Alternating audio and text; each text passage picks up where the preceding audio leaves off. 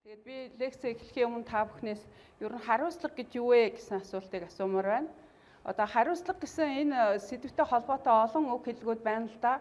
Хариуцлага хүлээх, хариуцлага алдах, хариуцлагаас айх, хариуцлагаас айхгүй байх, хариуцлагаа дээшлүүлэх, одоо хариуцлага сайтай хүн, хариуцлага муутай ч гэх юм уу. Тэгээд ер нь хариуцлагатай хүн гэж хэнийг хэлэх үү?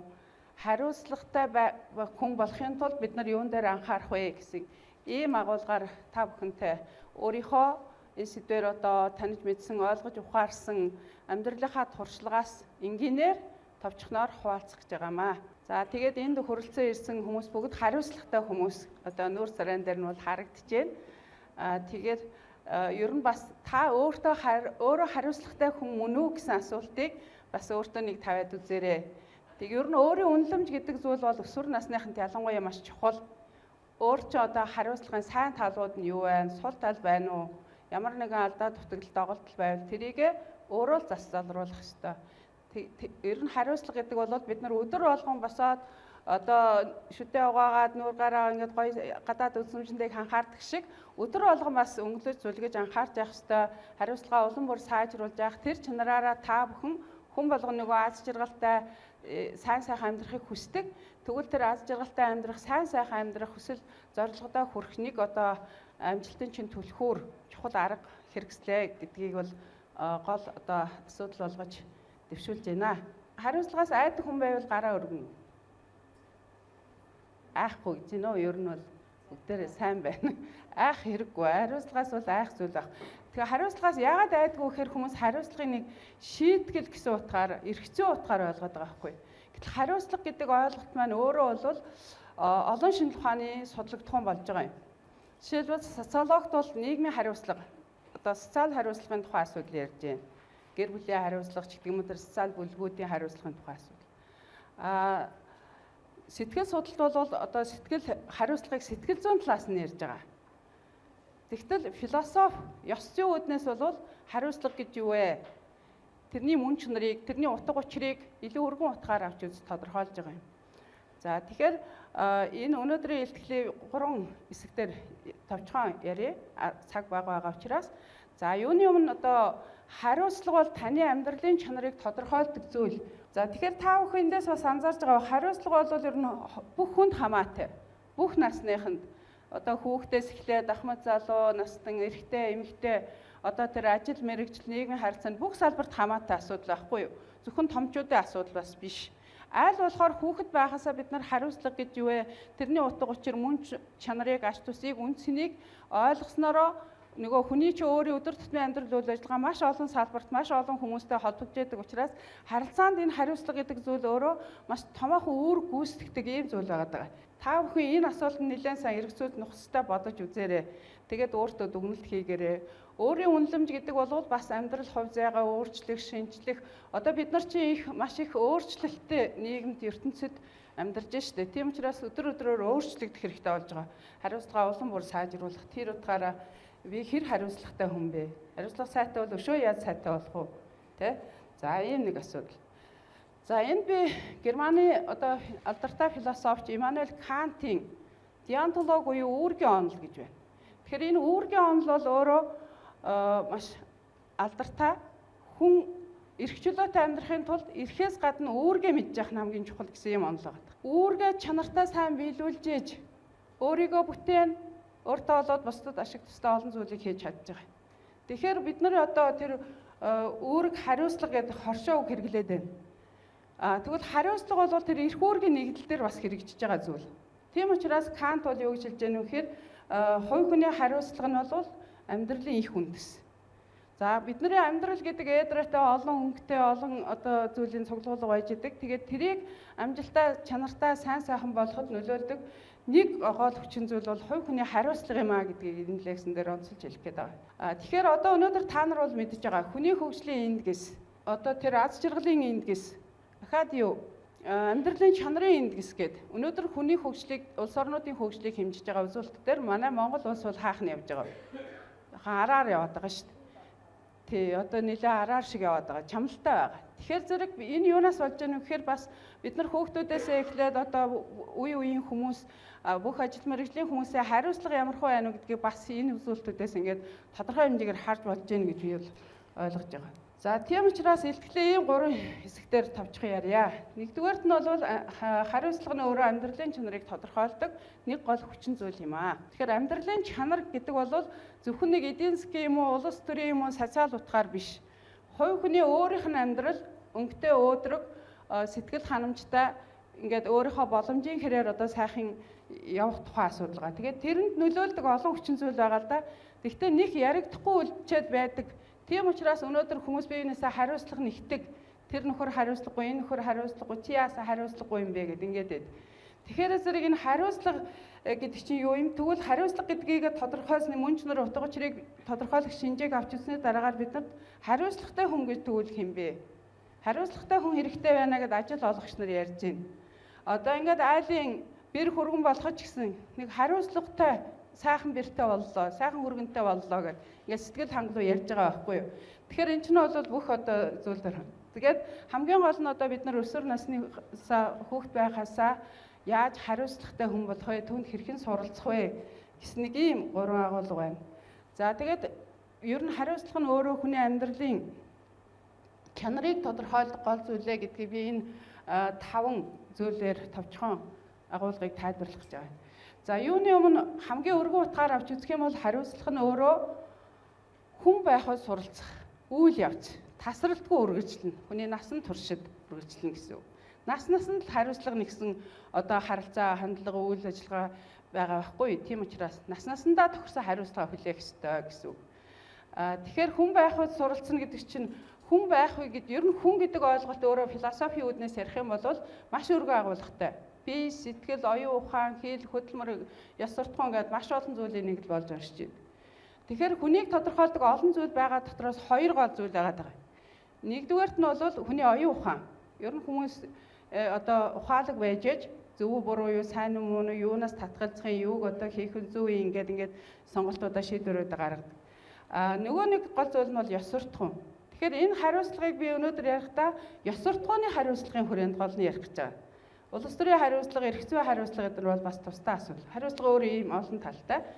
За тэгэхээр энэ хүн байхад суралцах үйл явц гэдгийг хариуцлага маш өргөн хүрээдэг. Одоо жишээлбэл өсвөр насны хүүхдүүд одоо хүн байхад суралцж байна. Бид нар ч гэсэн би ч гэсэн одоо хүн байхад бас суралцж л байгаа.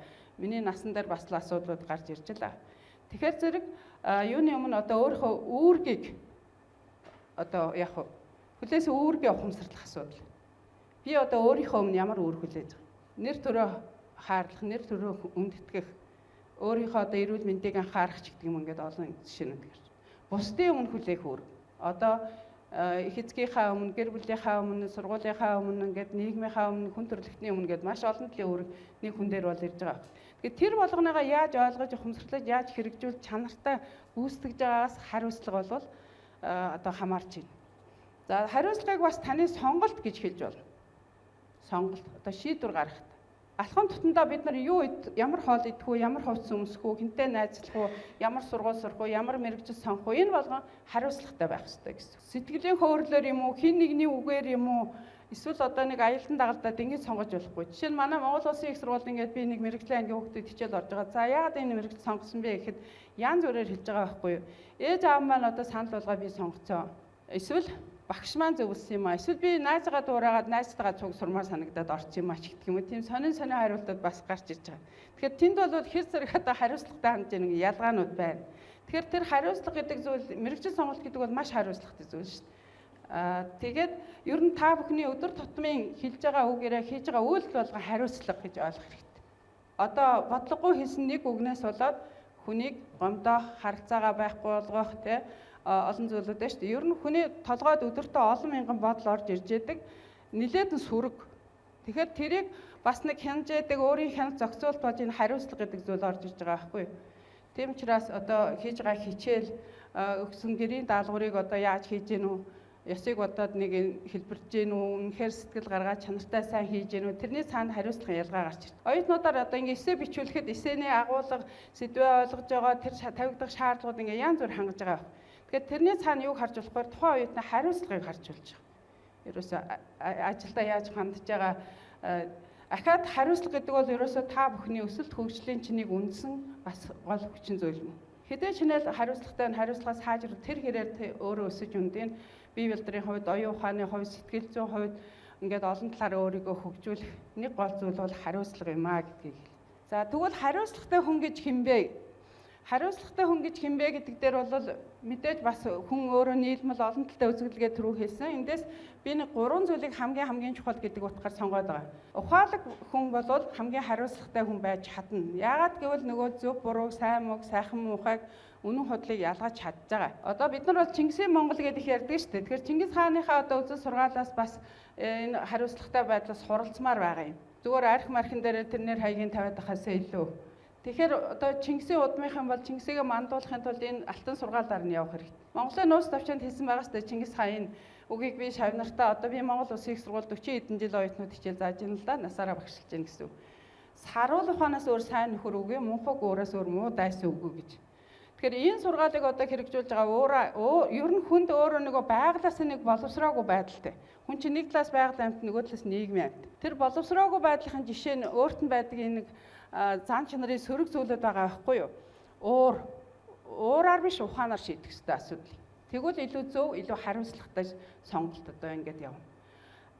Тэгэхээр хүн болгон бас ууртай байх үгүй л үгүй шүү дээ. Тийм үстэй. Одоо энэ сууж байгаа усуд бол ихэнхдээ уураар биш ухаанаараа удирдаад явж байгаа хариуцлагатай усуд гэд надад бол ингэж ер нь нүд харсан дээрээс харагддаг шүү дээ. Тарианаас нүүр гэдэг чинь сэтгэлийн тойл. За тэгэхээр энэ ухаалаг амьдрал гэж бид нарт бас оюун ухаан заяасан. Тэгэхээр ухаан дээр ухаан нэмж одоо улам бүр яаж явах хэвээр энэ 21-р зуун чи ер нь оюун ухааны зуун энэ дээр маш их анхаарах хэрэгтэй. Хүнд байдаг бас төрөлхийн нэг зүйл бол жоохон тэнэг мунхаг байдал байна. Мэдлэгийн төлөө өдөр болгон цаг тутам одоо ингэж уралдаж явахгүй бол энэ мэдлэгийн зуунд, мэдээллийн зуунд хариуцлага зүйлүүд бас гарч ирж байгаа.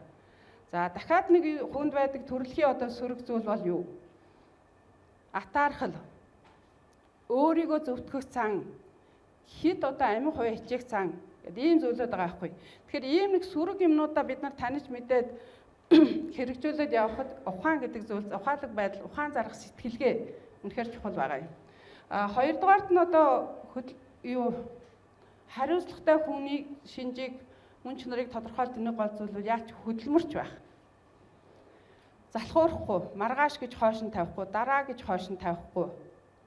Одоо маргааш нь дараагийн ажлууд гараад ирнэ шүү дээ. Тийм учраас тэгээд ажилдаа маш үнэнчээр хандах, чин сэтгэлээсээ хандах. Тэгжээж бас яг өөрөө чанартай юмыг өөрийгөө өмлүүлнэ, өөрөө үнцэнтэй хүн болно. Одоо ихэнх одоо энэ алдарт хүрсэн усуу чинь тэр хөдөлмөрч чанараараа тэр хариуцлагаараа ингээд ялгараад байгаа байхгүй бас. Тэгэхээр эдгээр ингээд хоорондоо холбоотой бас. Ахаад хариуцлагатай хүнийг тодорхойлох нэг чухал шинж бол энэ найдвартай байдал. Тэр бол найдвартай, тэрэнд найдаж болно. Тэр бол найдваргүй худлаа ярина. Ийм байгаа шүү дээ. Тэгэхээр эн чинь тэр найдваргүй хүний тухай ойлголтууд яаж юм гэхээр бас хүний өөрийнх нь үн цэнийг тодорхойлж шít. Тийм учраас бид одоо юуны өмнө бол одоо тэр хөдөлмөрч одоо нэг ажлыг эхлээл хэцүү юм байна гэж хаяад байвал тийм тууштай биш байх юм бол ер нь амжилт үр дүн бүтээл гарахгүй шít. Тийм учраас одоо жишээ нь та нар өсвөр насны хүүхдүүд бол одоо их сургууль сурна гэдэг чинь нэлээд бас чухал бөгөөд хүнд хөдөлмөр байгаа шít. Тэгэхээр шантрахгүй өдөр болгон хичээл номдоо шандаад хийгээд байгаа аливаа ажлыг чанартай чин сэтгэлээсээ тултал нь хийгээд байгаа усууч нь бол ингээд илүү амжилттай яваад байгаа шүү дээ. Дэлхийд одоо ингээд Монголынхаа нэрийг мандуулаад явж байгаа өсвөр насны залуучууд хүүхд зөндөө байна.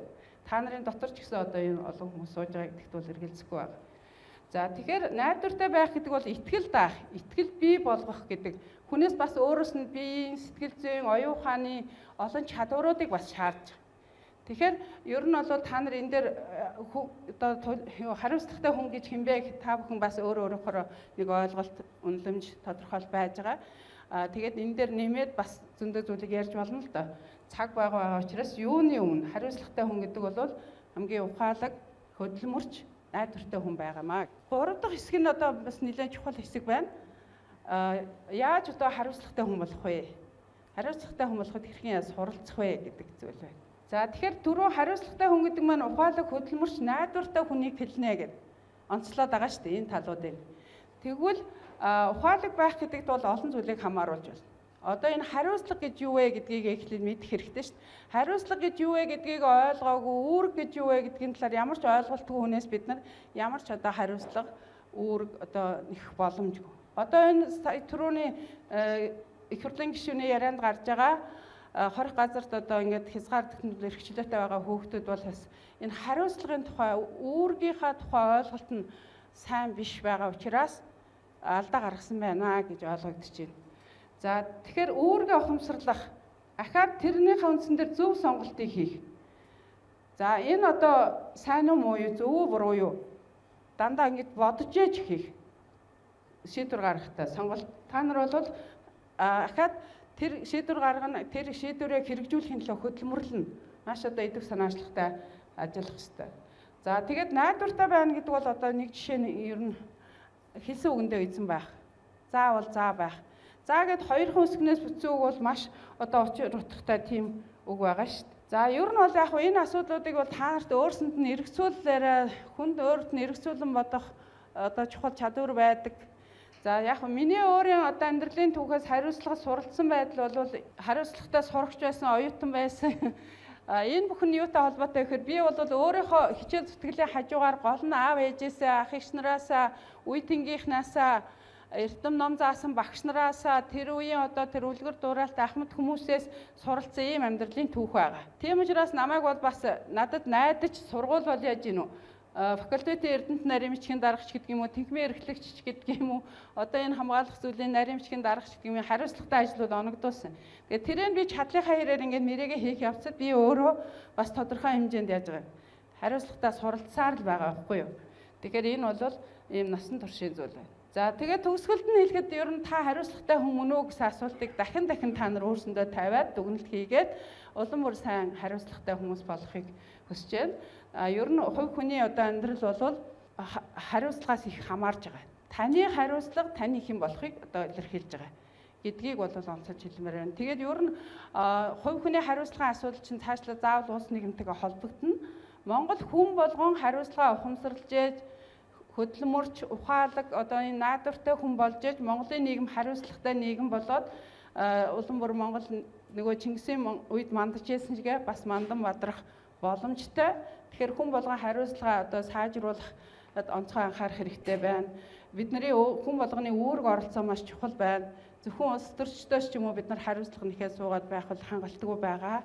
За тэгээд бүгдээрээ одоо Монголын ирээдүй болж байгаа энэ сайхан залуучууд та бүхэн хамгийн хариуцлагатай иргэд мөнөөсөө мөн улам бүр хариуцлагатай байхыг хүсье. Баярлалаа.